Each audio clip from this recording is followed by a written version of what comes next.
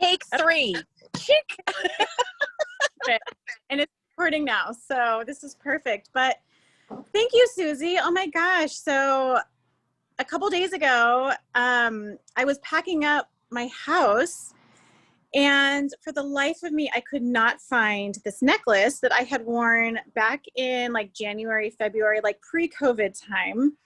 And I just hadn't looked for it ever since, because, you know, who's wearing jewelry right now? Like nobody.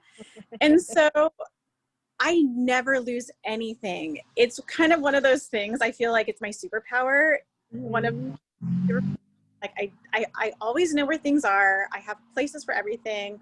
I just don't lose things. That's just not my, like, my personality. And I couldn't think of where it would be. It just was so odd, and it had been months since I even put it on, but I felt like I just knew it wasn't lost, you know, but I couldn't put my finger on it. And so we went out of town, and it was just like on my mind every moment pretty much of the entire time we were gone. We were gone for about 2 weeks. And then as soon as we got home, I was like, couldn't wait to get home, because I'm like, I'm going to find it. It's going to be okay. And I couldn't. I tore my house upside down. My husband's like, what is happening right now? Like, you're a crazy person. You know, just like in movies, I'm like tearing through like my drawers and like dumping things out, and it was nowhere. So Suzie, to the rescue, I'm out to you. And I'm like, Suzie, this is so unusual. I am losing my mind. I am so confused. Like, why is this happening? And this necklace is, it has sentimental value. And I would have been just like really distraught, really sad if I had. Yeah. I actually remember specifically where I was driving. I was literally driving on the beautiful coast of Laguna Beach, like Crystal Cove. So I was in this very Zen moment. And I was connecting with your grandmother, because right when you said lost necklace, immediately popped in grandmother. And that's why I asked you, is this your grandmother's necklace? How is this affiliated with your grandmother? Because your grandmother's coming in, and you're like, it's my grandmother's necklace. So tell us a little bit more about this. Is how did that come into you? Like, how is that? Did your grandma buy it for you? Is it a family heirloom or what? No. It's it's a small diamond necklace, but I had it actually set to be a necklace. It was in a different setting, and I just had it set like at the end of last year, and I had just gotten it in around Christmas time, but I didn't have an occasion to wear it yet. You know, I have 2 little kids, and I don't want them tugging on it. And I just remember I was wearing the necklace at my birthday in January, and I had no memory of where it had been ever since. But yeah, I had a couple pieces of hers set, and so every time I see that necklace, I think of my grandma, because it's, you know, it's just the hers. And actually the stone might have even been her mother's. So it's been in the family for a long time. It's cool. It's more sentimental than value, you know? I'm definitely getting the energy that has something to do with it, is that it was an heirloom. So that's why you had this knowingness that you were going to find it, that it wasn't lost, and that it's meant to be passed down. Obviously, most likely to your daughter. I don't know, but or I don't know. Who knows how that happens with your daughter? But I was beginning to give her as a gift when she's older. Oh, see, I made it. So I wear it in the meantime, but when she's old enough. Because it's my grandmother, her maiden name is Pixley. And so that's where my daughter got her name. And so I had this made, you know, with the intent of like, when she graduates, it would be, when she's old enough, you know, it would be a gift for her. But in the meantime, you know, I'm going to enjoy it. And that's why I wanted to do it instead of waiting, because, you know, things like that, I think are just they're not meant to collect dust. They're meant to be worn and shared. And then she'll have a memory of me wearing it, and I have a memory of my grandma wearing it in, you know, in her. Anyway, so it's just one of those things where, like I said, I was going to be so sad if it was gone, because I just had big plans for this particular necklace. Yeah, it hadn't served its full purpose for you, so you couldn't have let it go yet. It wasn't it. Yeah, Mhm. and what's funny in this process is I got to experience and sense a bit of your grandma's personality. So let's talk about that, because the do you remember the message that you received after that first conversation, and what guidance came through at that Well, time for you? you told me it was playful. She was kind of, it was a little bit more of a playful personality, which is surprising to me because she was raised in a very proper, atmosphere at home. She was very much like, reserved in her demeanor. But I just remember seeing little videos of her as a kid, little photos, this was before sound and videos. I mean, they might have even been in black and white, but she looked like a really playful little girl. And so you were saying it's really her spirit coming through, Yeah. of her true nature, not who she was, in like human form, like as a molded and shaped like person. Yes. So I really, because it kind of made me think about her in a new way that I hadn't really thought of her like before. So that was really, it was cool. Beautiful. And this Yeah. is one of the reasons why I wanted to take the time to have this quick conversation, because our things, our belongings, especially sentimental, they do serve a purpose. Mm-hmm. So that necklace was lost to get your attention. If it hadn't gotten lost, you wouldn't have this new level of appreciation and connection with your grandmother.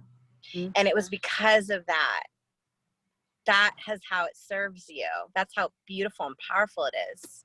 Well, and it actually, there's a part of the story that I'm going to tell you now that it helped me connect even with Pixley, my daughter, because so what happened is I'm tearing the house upside down, can't find it at all, kind of panicking. I text you, I'm like, where is it? Like, tell me, Susie. You did, as if I would know right away. I love your question. I'm going to try. But anyway, you told me, Susie, you said, close your eyes and picture yourself wearing this necklace. And I did. I closed my eyes and I put my hand right here. And what was so amazing is Pixley, my daughter, she knew I was looking for this necklace. So she made me a necklace out of beads. It was multicolor, like those little big chunky little plastic beads. She made me a necklace because she felt so sorry. She could see I was in distress. And so she made it and I was wearing it. So when you said, imagine yourself wearing the necklace, I closed my eyes, I put my hand here and I felt my daughter's handmade necklace. And all of a sudden I was like, oh my gosh, it's really like I am wearing this very special necklace already that my daughter handmade for me. And I was like, it doesn't, like, the value of this necklace doesn't matter. It's all about the like the thought behind it and the love that went into the necklace, whether it's made out of plastic or made out of gold. Like, it doesn't matter. It's like she had thought to do this for me. And all of a sudden I was like, oh my gosh, my daughter, she's so thoughtful. And it just made me think about her and appreciate her and what she had done, the effort that she had put into this necklace for me. And I was like, I could just wear this and be happy. I don't need to have the other one anymore. And Susie, you said to me, you basically said, stop looking for the necklace. And as soon as you stop looking, it'll come to you. And so I did. I'm like, I'm going to wear this necklace that my daughter made. I'm going to go have dinner. And my husband came out from his work and was asking, how my day was. And I was like, it's been okay. I just still can't find this necklace and it's bothering me. And he's like, well, remind me what it looks like. And so it was great because I have this picture of me wearing it on my birthday. So I pull up this photo and I showed him, I'm like, it's just this teeny little pendant. And I showed him, well, the inspiration came to me at that moment to go through my photos, the rest of my photos. And so I was scrolling through the photos January, and then I come to February, and there's a picture of me.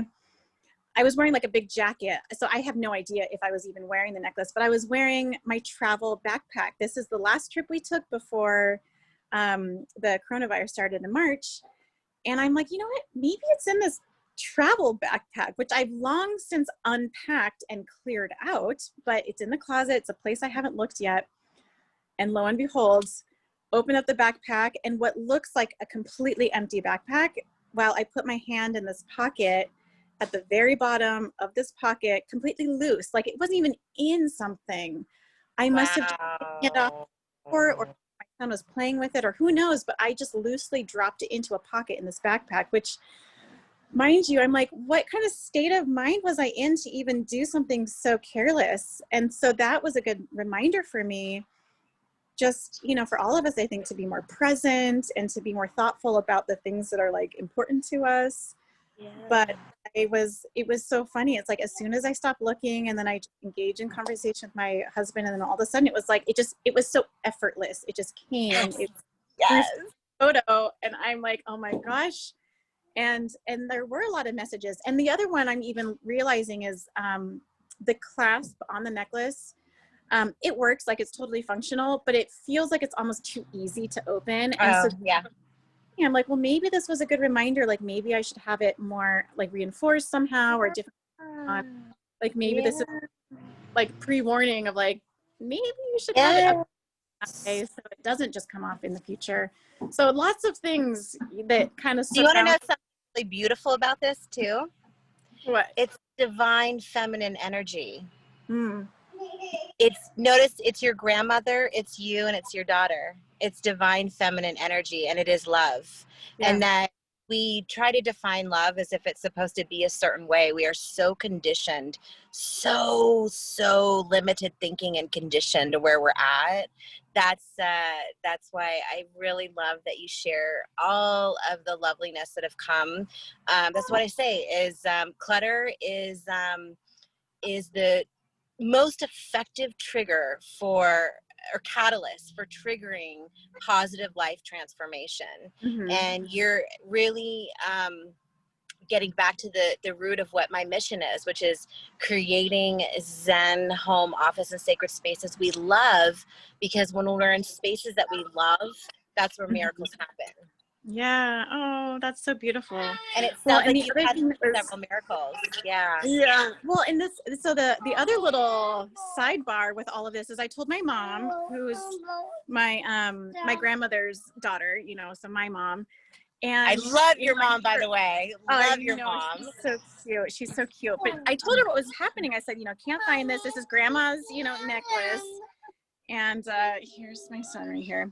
Hi, this is Suzie. He's all dirty. Oh my gosh. But I told her, you know, what was going on. And my mom, earlier, she had just woken up. This was yesterday morning. This is before I found the necklace, or the morning before. I kind of losing track of time. But she heard a voice. And the voice said, "Here it is." And my mom knew that was related to me finding the necklace, but she didn't say anything. She didn't tell me she heard this voice. Oh, okay. She just knew I was going to call her and tell her I found it.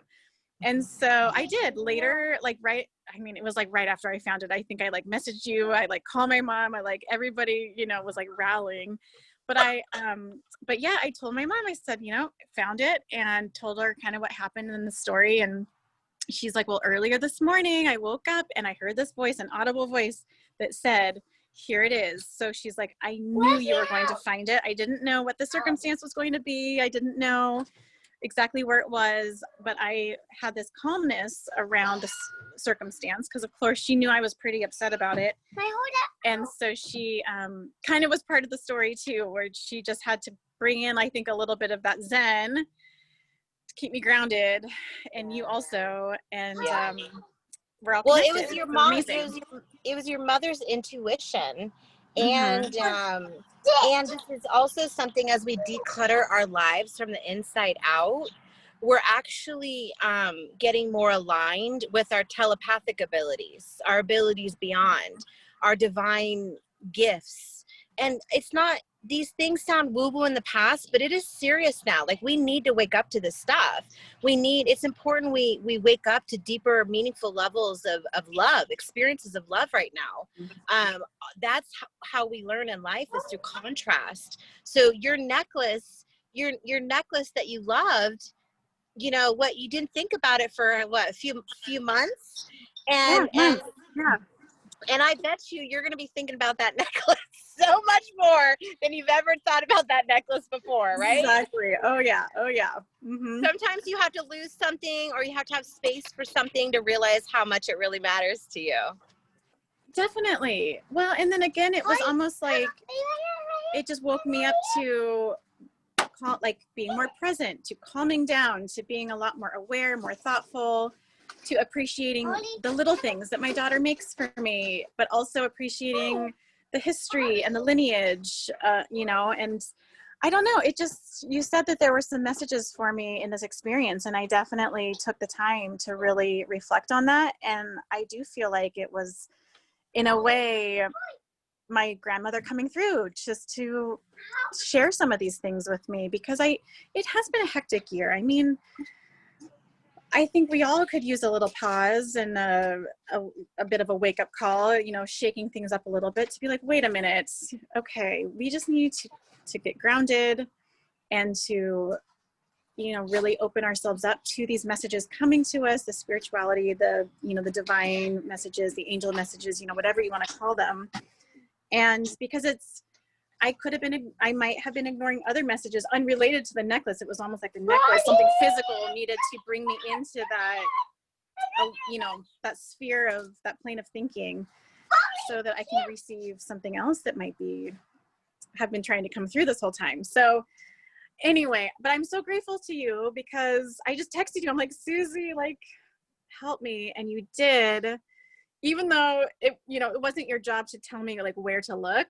I was kind of hoping you would tell me where to look, but it was, but the guidance was still very effective, and it was what I needed, and it led me to it. I mean, it was, in a way, it helped me retrace my steps, and I calmed down, retraced my steps, you know, via my phone pictures, and there it was. So I don't know. Well, it was great. It was so wonderful. You so thank are you. an honorary Zen friend, and you are incorporating more Zen in your life. And I think it's wonderful all that you're doing too. And so I'm so glad that I got to interview you this time. Thank you. Yeah. It's a special treat. I like that it was spontaneous. I mean, that kind of makes it even more authentic. You say hi to Suzie.